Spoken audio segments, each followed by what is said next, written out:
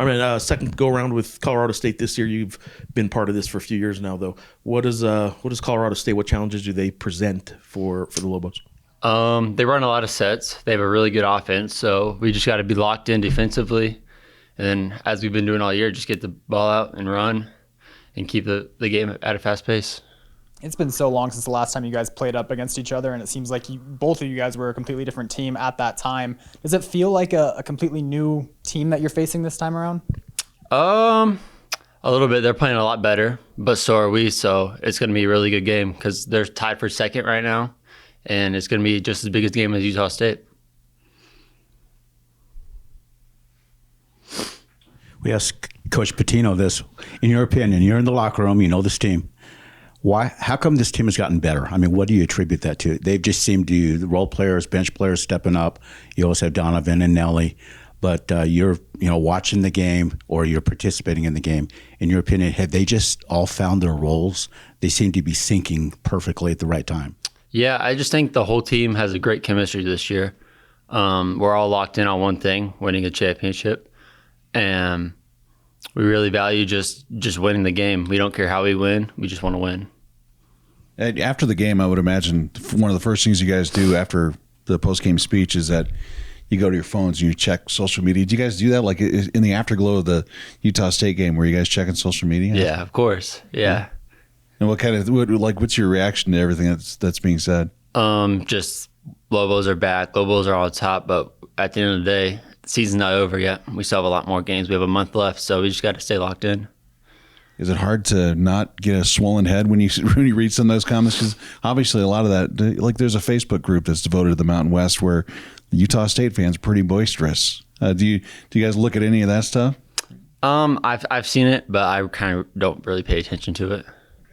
And one more. About a week ago, Coach Pitino was talking about how he wants players when they're on the floor to demonstrate a certain, like a body language that makes it look like they actually belong out there. What do you think he means by that? And in that respect, when you're on the floor, do you feel like you have to, it's almost like an audition tape for future playing time? I would just say play with confidence. Just play free, play with confidence, because if he's going to put you out there, he believes in you. And so I would just say just play with confidence and just play relaxed. There was so much conversation about what the Utah State student section and fans were going to be like. What was that like in your experience, and why was that something that didn't really seem to affect you guys? I expected nothing less. They have a great student section, but we kind of knew what they were going to bring, and so we all just kind of just prepared for it throughout the whole week. Talking to Coach, there's been a lot of growth and maturity, it seems, with this team just from even a month ago.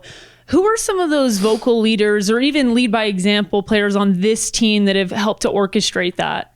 I would say the older guys, Donnie, Nelly, Stoff, CJ, those are like the main ones that really lead by example. And so once we see that their maturity, we kind of just follow them. So the NFL's mandate to protect Patrick Mahomes, I'm curious what your thoughts are on that heading into the Super Bowl. We keep winning, so I'm not going to say anything. I'm not going to complain. All right. Obviously, the Super Bowl is big for you and your family. Mm-hmm. What are you like? I know we joke with you. You're a fan and all that kind of stuff, but like, what does it really mean? Because you're not just a fan. You're like a really big Chiefs fan. What does it mean? Is it a little distracting from school and from basketball? I mean, at this point, no, because we've been there so many times. But no, when we first started going to Super Bowls, it was a big deal because nothing happened like this in Kansas City before. So it was for sure a distraction the first few years.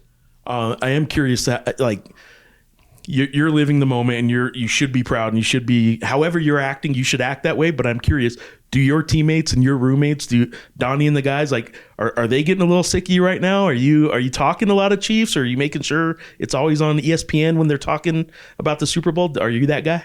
I haven't done it as much this year, but in the past, for sure, they've gotten annoyed with me. That's awesome. You got a separate question, but just for FYI, the team chaplain's a dear friend of mine. I texted him at the Super Bowl last year. Great guy, Marcellus Casey. I got a question for you. It seems like your defense has really stepped up. You seem to be getting a lot of interceptions in the ball or hands-on. Mm-hmm. What do you attribute that to? You just seem more just than a three-point shooter. Yeah, I know I just have to impact the game in different ways if my shots aren't falling. So I would say just trying to get deflections, just trying to cause havoc on defense is another way I could help the team win. One more Super Bowl question for you. What's the score going to be? I would say high scoring game, 38-35, like the last Super Bowl. Eagles? Chiefs, come on now.